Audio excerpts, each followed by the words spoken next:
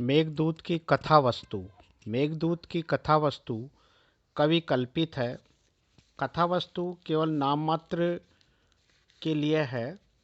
कवि ने विरही यक्ष के मुख से अलकापुरी के मार्ग तथा अलका के वर्णन द्वारा प्रकृति चित्रण का सुंदर और सरस अवसर खोज लिया है।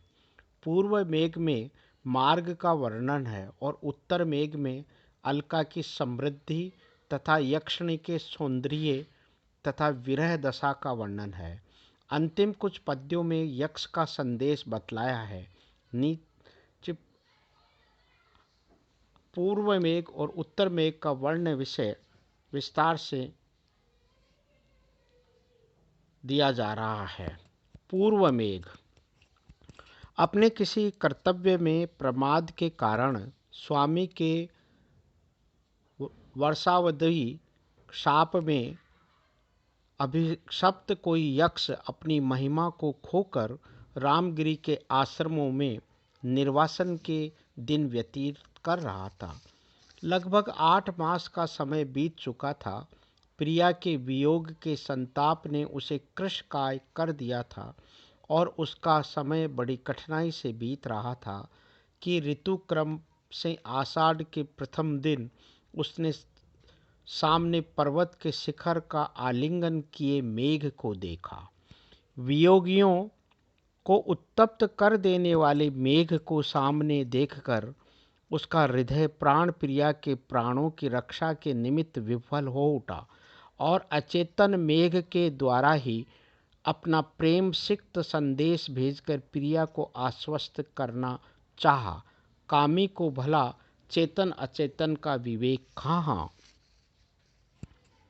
संदेश हर की कुलीनता, महत्ता, दया, प्रवणता तथा गंतव्य स्थान की रमणीयता एवं पवित्रता आदि के उल्लेख और शुभ शकुन की उपस्थिति के संकेत द्वारा उसे तुरंत प्रस्थान कर देने के लिए अभिमुख करके यक्ष ने मेघ को अलकापुरी का मार्ग बतलाना प्रारंभ किया।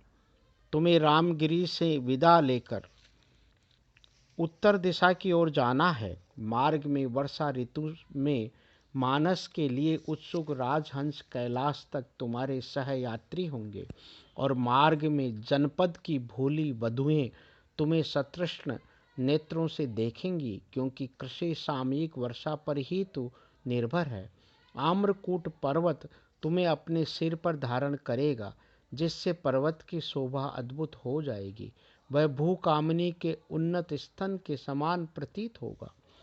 इसके बाद कुछ मार्ग पार करने पर तुम विंध्याचल के चरणों में बल खाती रेवा नर्मदा को देखोगे और तुम उसके स्वादु जल का पान करके पूर्ण हो जाओगे, जिससे वायु तुम्हें उड़ा न सकेगा। वहाँ विचरण करने वाले सिद्ध गर्जन से डरी प्रियाओं का आलिंगन प्राप्त करके तुम्हें आदर से देखेंगे। मार्ग में अनेक पर्वत पड़ेंगे जो कुटज पुष्पों से सुगंधित होंगे और तुम्हें लुभाकर विलंब कर देंगे, परंतु तुम्हें किसी प्रकार जल्दी से बढ़ने की ही जाना है। आगे बढ़कर दशार्ण देश आ जाएगा और तब वहाँ से हम भी तुम्हारे साथ चल पड़ेंगे। दशार्ण की राजधानी विदिशा में तुम्हें कौमुक की साध पूरा करने का अवसर मिलेगा, क्योंकि तुम वेत्रवदी के स्वादु जल मुख का पान करोगे।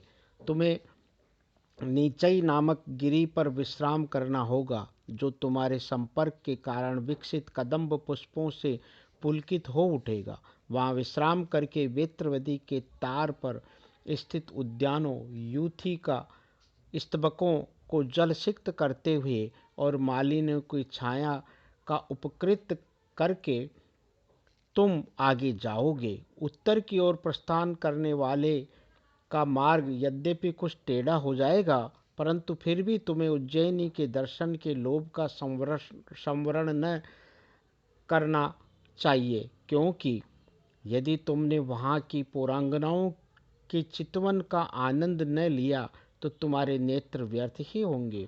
उज्जैनी की ओर जाते हुए रास्ते में तुम्हें विलासिनी निर्विंध्या का रस अवश्य लेना चाहिए और कुछ ऐसा काम करना चाहिए जिससे तुम्हारे विरह से उत्पन्न उसकी कृशता नष्ट हो जाए। अवंती देश में पहुंचकर तुम्हें पूर्वोक्त उज्जैनी के परिसर में पहुंच जाना चाहिए, जो अपनी समृद्धि के कारण भूतल पर स्वर्ग का ही एक खंड प्रतीत होती है। वहाँ क्षिप्रा का शीतल मंद सुगंधित पवन प्रमदाओं की ग्लानि को दूर कर देता है।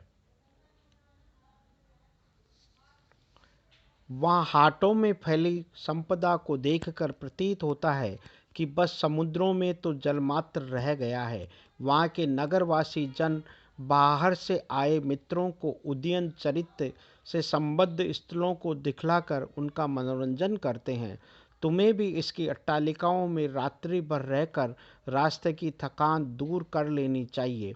तुम्हें उज्जैनी के समीप में स्थित महाकाल के पवित्र धाम अवश्य जाना चाहिए और यदि वहाँ सांध्य उपासना काल के पूर्व पहुँच जाओ तो सूर्यास्त की प्रतीक्षा करनी चाहिए, क्योंकि शूलधारी की उपासना में नगाड़े का काम देने से तुम्हारी गंभीर गर्जना पूर्णतया सफल हो जाएगी।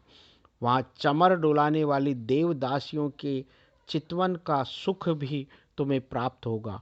साथ ही तांडव नृत्य के आरंभ में शिव की भुजाओं पर छाकर उसकी गज चर्म की इच्छा का निवारण करके तुम्हें पार्वती के प्रति अपनी भक्ति दर्शाने का भी अवसर मिलेगा। वहाँ अंध गहन रात्रि में रमण वसती की ओर प्रस्थान करने वाली अभिसारिकाओं को बिजली चमकाकर रास्ता तो दिखलाना, लेकिन गर्जन तर्जन न करना। उस रात को उज्जैनी में बिताकर अगले दिन सूर्य के निकलने पर तुम्हें शेष मार्ग तय करना चाहिए, क्योंकि मित्रों का कृत्य स्वीकार कर लेने वाले लोग कभी अपने प्रयत्न में शिथिलता नहीं करते हैं। तुम्हें शीघ्र ही सूर्य का रास्ता छोड़ देना चाहिए, क्योंकि वह प्रेमियों द्वारा खंडिताओं को आश्वासन देने का समय होगा और फिर सूर्य को भी तो अपनी प्रेयसी कमलिनी के हिमकण अश्रु पोंछने होंगे।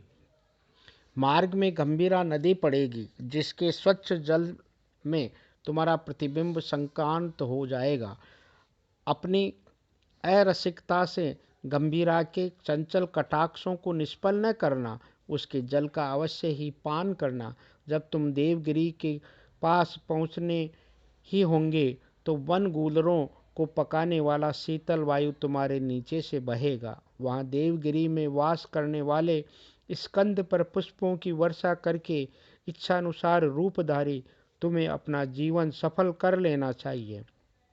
तुम्हें स्कंद के वाहन मयूर को भी अपने गर्जन से हर्षित करना चाहिए। भगवान स्कंद की आराधना करने के उपरांत तुम्हें आगे बढ़कर चर्मणवती नदी पर ठहरना चाहिए। चर्मणवती का जल पान करने के लिए झुके हुए तुम्हारी ऐसी अद्भुत चटा होगी कि गगनचारी भी तुम्हें सचमुच एकटक दृष्टि से देखेंगे। चर्मणवती को पार करके तुम दसपुर जनपद में पहुंच जाओगे और उसके आगे ब्रह्मावर्त जनपद आएगा, जिसमें प्रसिद्ध कुरुक्षेत्र तीर्थ है। वहाँ सरस्वती के पवित्र जल का, जिसके लिए बलराम ने अपनी प्रिय मदिरा का त्याग कर दिया था, पान करके तुम भी पवित्र हृदय होकर केवल वर्ण से ही काले रह जाओगे। वहाँ से चलकर तुम्हें कनखल के समीप हिमालय से उतरती हुई गंगा मिलेगी। उसका जल लेने के लिए जब तुम तिरछे होकर झुकोगे तो उसके जल में तुम्हारी काली परछाई पड़ने से उसका बिना प्रयास ही यमुना से संगम हो जाएगा। तदुपरांत गंगा के पिता हिमालय पर पहुंचकर उसके हिमाच्छादित ध्वल शिखर के ऊपर स्थित तुम्हारी शोभा शिव के धवल वाहन द्वारा ऊपर उछाले हुए पंख के तुल्य हो जाएगी। वहाँ यदि वायु चलने पर सरस वृक्षों के तनों में आग लग जाए तो वृष्टि द्वारा उसे शांत कर देना, क्योंकि उत्तम लोगों की संपत्ति पीड़ितों के कष्ट निवारण के लिए ही होती है।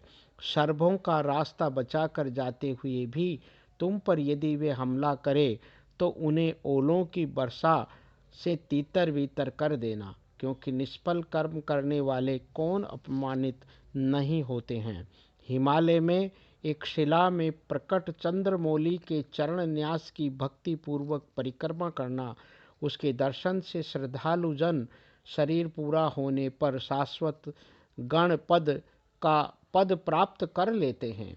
वहाँ कीचक जाति के बांसों के वेणु बजाने और किन्नरियों के मधुर आलाप करने पर यदि तुम मुरज सदृश नाद की गूंज कर दो तो पशुपति का संगीत पूर्ण हो जाएगा।